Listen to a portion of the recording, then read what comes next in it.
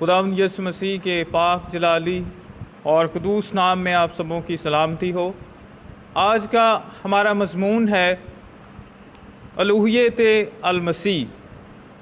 آج ہم مسیحیت پر جو اٹھنے والا اعتراض ہے ہم اس کا جواب دیں گے خدا کے کلام میں سے، کیونکہ بہت سارے لوگ جو ہیں وہ یہ کہتے ہیں کہ جو مسیحی ہیں، جو دین مسیحیت کو ماننے والے ہیں، وہ یہ کہتے ہیں کہ مسیح جو ایک نبی ہے، جو ایک انسان ہے، اسے خدا کہا جاتا ہے۔ اور ہم آج کتاب مقدس کی روشنی میں جو خدا کا زندہ اور پاک کلام ہے، اس میں سے ہم یہ جواب ڈھونڈنے کی کوشش کریں گے کہ کیا واقعہ ہی ایک انسان خدا ہو سکتا ہے، یا دین مسیحیت جس کو مانتی ہے، جس کی پیروکار ہے، کیا وہ خدا ہے یا نہیں ہے۔ آئیے اس سے پہلے کہ ہم اس مضمون پر غور کریں، ہم دعا کریں گے اور اپنے خدا سے یہ رہنمائی اور مدد مانگیں گے۔ آئیے ہم دعا کریں گے۔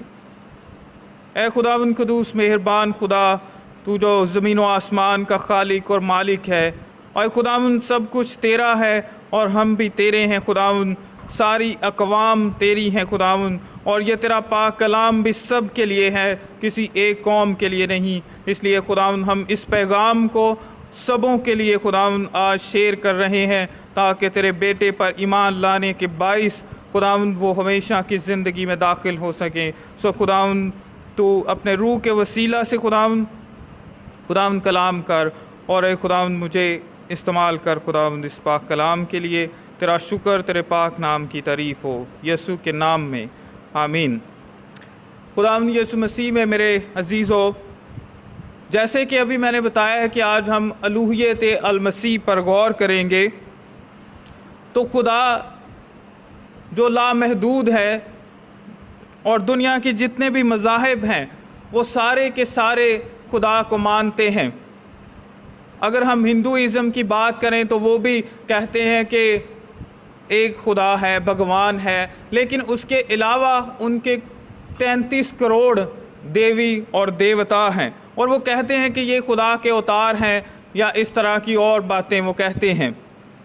اس کے علاوہ اگر ہم دین اسلام کا مطالعہ کرتے ہیں تو وہ بھی اس بات پر ایمان رکھتے ہیں اور کہتے ہیں کہ خدا ایک ہے اور اس کا کوئی شریک نہیں ہے، وہ واحد ہے اور وہ لا شریک ہے۔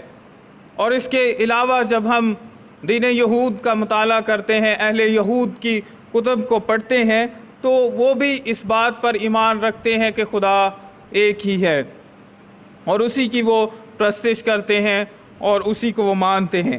اس کے علاوہ اگر ہم سکھ ازم کا مطالعہ کرتے ہیں تو وہ بھی خدا کو واحد مانتے ہیں، اور وہ کہتے ہیں کہ وہ نور ہے، وہ روشنی ہے، اور ساری چیزیں جو ہیں وہ اسی نے بنائی ہیں۔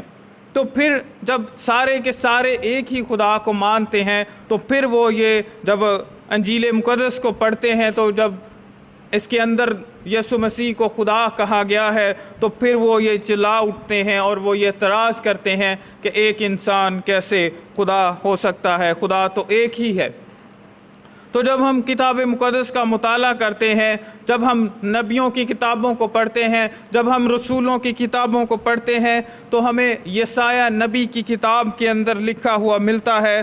اس کے 9ویں باب کی 6 آیت کے اندر ہم یوں پڑھتے ہیں، اور نبی خود کہتا ہے، اور بلکہ خدا نبی کے ذریعے کہتا ہے، اور یوں لکھا ہے، اس کی 6 آیت میں لکھا ہے، اس لیے ہمارے لیے ایک لڑکا تولد ہوا اور ہم کو ایک بیٹا بخشا گیا، اور سلطنت اس کے کاندھے پر ہوگی، اور اس کا نام عجیب، مشیر، خدائے قادر، اور ابدیت کا باپ، اور سلامتی کا شہزادہ ہوگا۔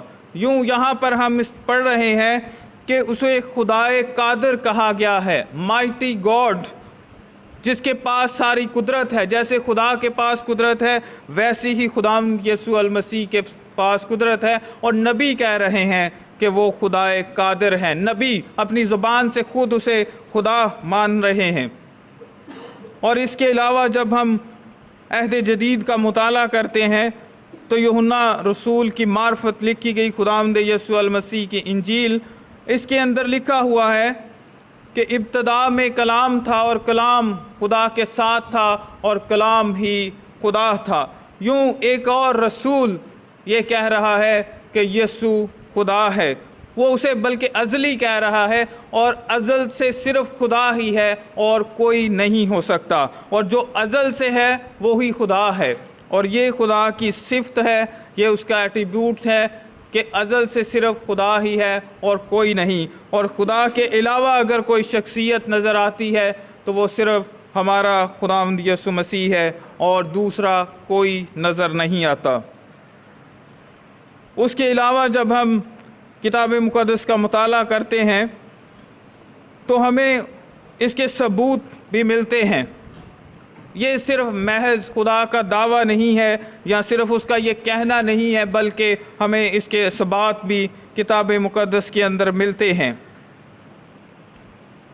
اس کے علاوہ خداوند یسوع مسیح نے ایسے دعوے کیے ہیں، ایسی باتیں کہی ہیں جن کا ہمیں ثبوت ملتا ہے کہ وہ خدا ہے۔ مثال کے طور پر خدا کی ایک صفت ہے کہ وہ ہمہ جا ہے، وہ ہر جگہ حاضر اور ناظر ہے۔ یہ تمام مذاہب مانتے ہیں، چاہے کسی بھی مذہب سے کسی کا تعلق ہو، چاہے وہ اسلام سے ہو، دین یہود ہو، ہندوازم ہو، یا کوئی بھی، وہ مانتے ہیں کہ خدا ہر جگہ حاضر اور ناظر ہے۔ اور داؤد نبی بھی یہ کہتے ہیں کہ اے خدا میں تیری روح سے بچ کر کہاں جاؤں۔ اور جب ہم متی کی انجیل اور اس کے 18ویں باب کی 20ویں آیت میں پڑھتے ہیں تو خداوند یسوع مسیح خود اپنی زبان مبارکہ سے کہتے ہیں کہ جہاں 2 یا 3 میرے نام سے جمع ہوں وہاں میں موجود ہوں۔ تو یہاں پر خداوند یسوع مسیح کہہ رہے ہیں کہ جہاں پر بھی کوئی بھی میرے نام سے اکٹھا ہوتا ہے میں ان کے درمیان میں ہوں۔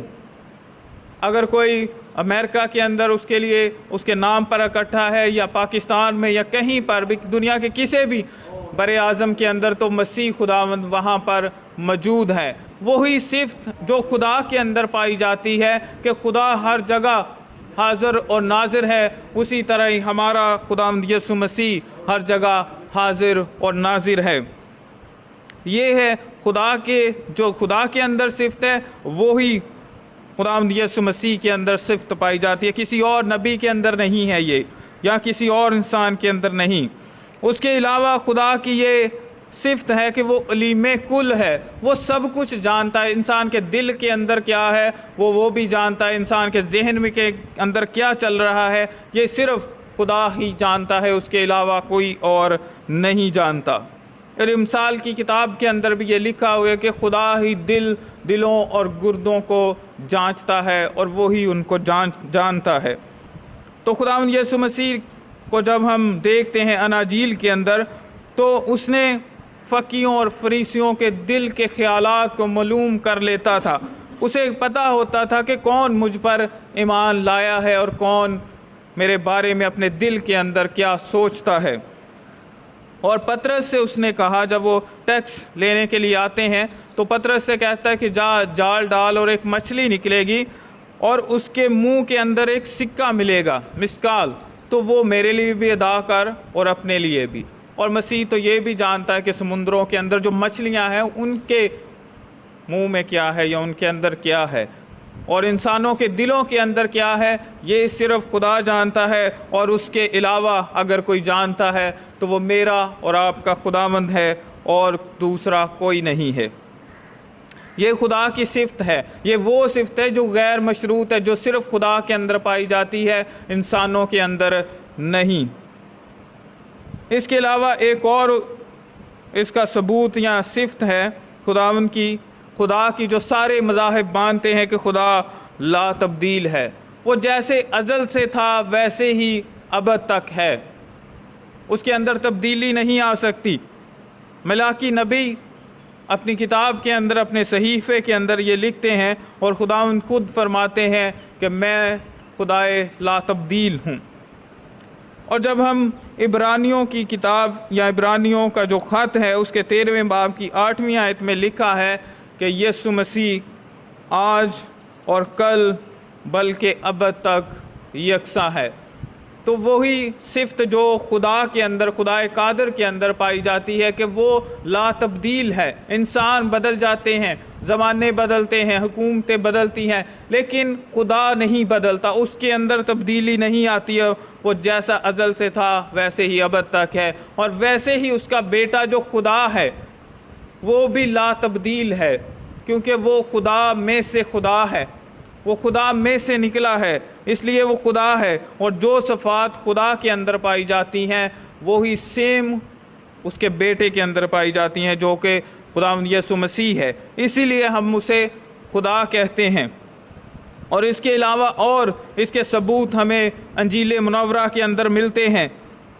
جب ایک مفلوج کو اس کے پاس لے کر لوگ آتے ہیں اور خداوند یسوع مسیح اسے کہتا ہے کہ جا، تیرے گناہ معاف ہوئے، اور وہاں پر جو فقی اور فریسی تھے انہوں نے جب یہ سنا کہ یہ گناہ معاف کر رہا ہے، انہوں نے کہا کہ خدا کے علاوہ کوئی اور گناہ معاف نہیں کر سکتا، اور یہ بالکل وہ سچ کہہ رہے تھے کہ واقعہ ہی خدا کے علاوہ کسی اور کو گناہ معاف کرنے کا کوئی اختیار نہیں ہے۔